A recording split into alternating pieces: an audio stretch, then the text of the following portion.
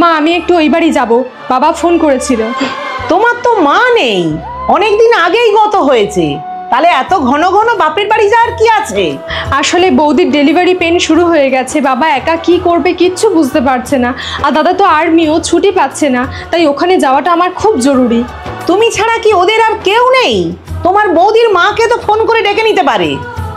আপনি তখন থেকে সেই একই কথা বলে যাচ্ছেন, সেরকম বলতে গেলে আমার বাড়ির লোকের কিছু হলে আমি তাহলে আর কোনোদিনও ওখানে যাব না। তুমি তো আর ডাক্তার না যে না গেলে তোমার বৌদির ডেলিভারি আটকে যাবে। শোনো বৌমা, আমি না বলা পর্যন্ত বাড়ির বাইরে একটা পাও রাখবে না।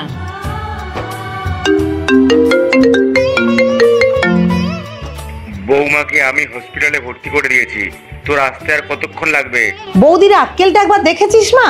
তোর দাদার আশকারায় না এতবার বেড়েছে। বাবা আই এম সো সরি, এরা কেউ আমাকে যেতে দিচ্ছে না। ঠিক আছে মা, মন খারাপ করতে হবে না, তাছাড়া তোর বৌদির মা তো আসছে, সব সামলে নেব। বলি ও লাট সাহেবের বেটি, বাইরে এসো। বিকেল গড়িয়ে সন্ধ্যে হয়ে গেল, এখনো এক কাপ চা দিলে না।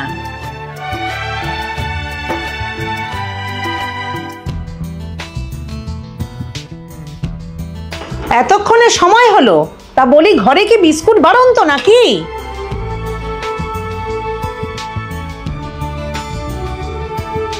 বৌদি, চায়ে এত চিনি দিয়েছো কেন? প্রেগন্যান্সির সময় ডাক্তার আমাকে সুগার খেতে বারণ করেছে, জানো না? মা দেখো, তোমরা আছো তাই আমার এই অবস্থা, তাহলে তোমাদের অবর্তমানে কি হবে একবার ভেবে দেখেছো? বাহ, না বলতেও কত সুন্দর বুঝে গেলে। সত্যিই তো তাই, যতক্ষণ মা আছে ততক্ষণই তোমার বাপের বাড়ি। উনি তো আর সারা জীবন থাকবে না, আর ওনার অবর্তমানে তোমার এখানে আসার কোনো দরকার নেই। অ্যাটলিস্ট আমি তো কিছু করতে পারবো না। হ্যাঁ রে বাবু, আমার সামনে তোর বউ এসব কথার বলার সাহস পায় কোথা থেকে? মা ও তো ঠিকই বলেছে, দিয়া 7 মাসের প্রেগনেন্ট বলে তুমি ওকে শ্বশুর বাড়ি থেকে এখানে নিয়ে এসেছো, তাহলে ওর বাড়ির যদি কেউ অসুস্থ হয় সেখানে দেখতে যাওয়াটা তো উচিত।